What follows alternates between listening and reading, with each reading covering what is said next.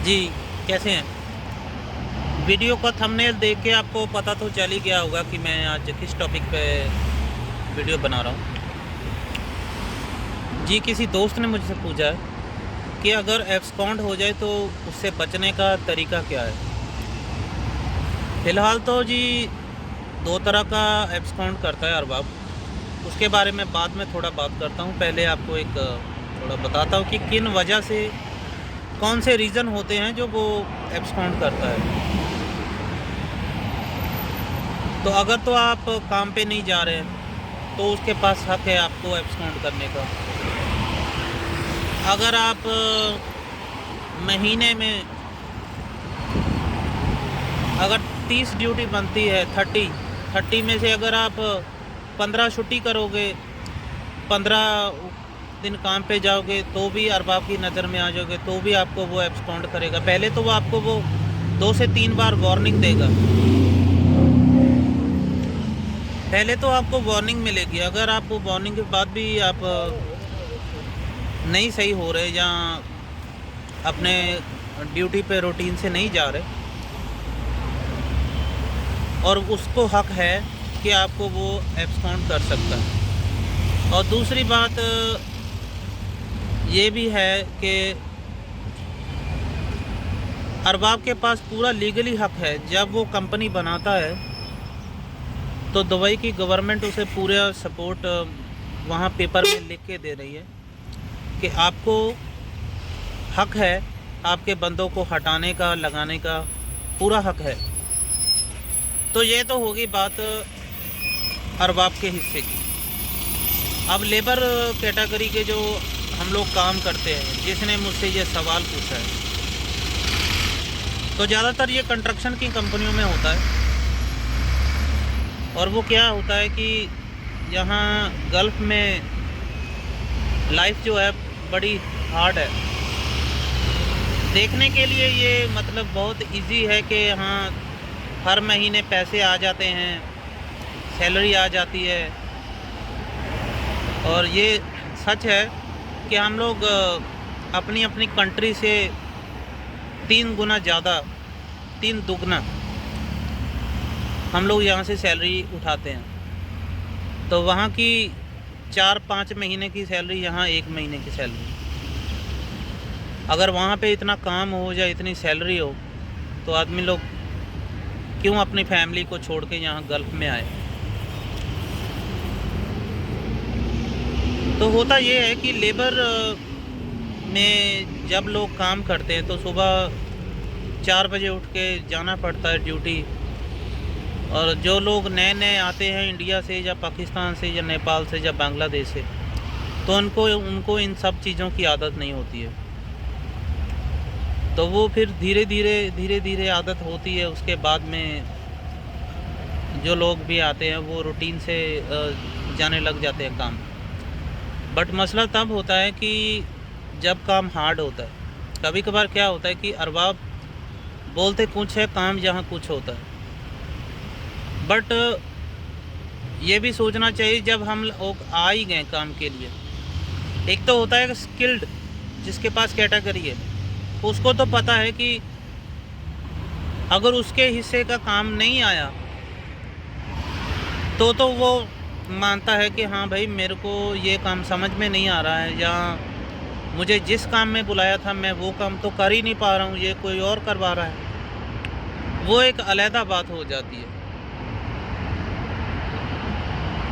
तो फिर आदमी लोग छुट्टियां करते हैं या साइड पे झगड़ा होता है, तो कई ऐसी बातें हो जाती हैं जिसकी वजह से फिर वो बंदे का मन टूट जाता है साइड से। तब वो मन ही मन में सोचता है कि यार मैं या तो इंडिया चला जाऊंगा, या जो मैं कंपनी छोड़ दूंगा या चेंज कर दूंगा। तो फिर वो काम पे जाना बंद कर देता है। तो कंपनी से 2-3 बार वार्निंग आने के बाद में फिर अरबाब के पास हक है कि वो उसे एब्सकॉन्ड कर सकता है। अब रहेगी बात, ये तो हो गया एब्सकॉन्ड का। हमने देखा इस वीडियो में कि एब्सकॉन्ड क्यों कैसे और कब कंडीशन में होता है। तो ये है इसका दूसरा पार्ट, मतलब दूसरा पहलू। पहली बात तो ये है कि जब एग्रीमेंट होता है किसी के साथ, वहाँ पे टर्म एंड कंडीशन बताई गई होती है कि अगर आपको काम समझ में नहीं आ रहा है या आपको काम से दिल नहीं लग रहा है तो आप 6 महीने के बाद चेंज कर सकते हैं। हालांकि जिस अरबाब ने आप पे पैसे लगाए हैं, जो आपको अपने मुल्क से यहाँ तक लेके आया है, तो उसके जो पैसे लगे होते हैं तो वो भी, उसको भी दुख लगता है कि 6 महीने के बाद ये जा रहा है, मैंने इस बंदे पे पैसे लगाए, इसका वीज़ा लगाया, सब कुछ किया, काम भी दिया, रूम भी दिया, और ये मुझे छोड़ के जा रहा है। तो ये कानून है यहाँ दुबई का।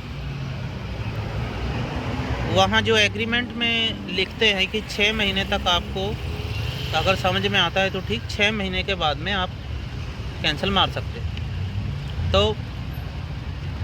अब उसने बचने के लिए ये है कि या तो आप वीज़ा पूरा करो, अगर आप आए हैं जैसे कैसे करके भी आप वीज़ा पूरा करो, उसके बाद सही तरीके से आप 2 साल के बाद जो आपका हिसाब बनता है, ग्रेजुएटी बनती है, वो आप अपना लें और उसके बाद जाएं। और दूसरा ये है कि अगर आपने सोच ही लिया है कि मुझे दूसरी कंपनी में जाना है, पहले तो अपने बॉस से रिक्वेस्ट करें कि जी मुझे काम जमता नहीं है या मुझे समझ में नहीं आ रहा है तो मैं आपकी कंपनी में काम नहीं कर सकता। हालांकि वो है कभी कभार नहीं, हर वक्त ऐसा ही होता है कि अरबाब के पास जब जाते हैं आदमी लोग, तो वो बोलते हैं नहीं हम नहीं, आपको कैंसिल नहीं करेंगे, अगर कैंसिल करना है तो आप हमें पैसे दो वीज़े के।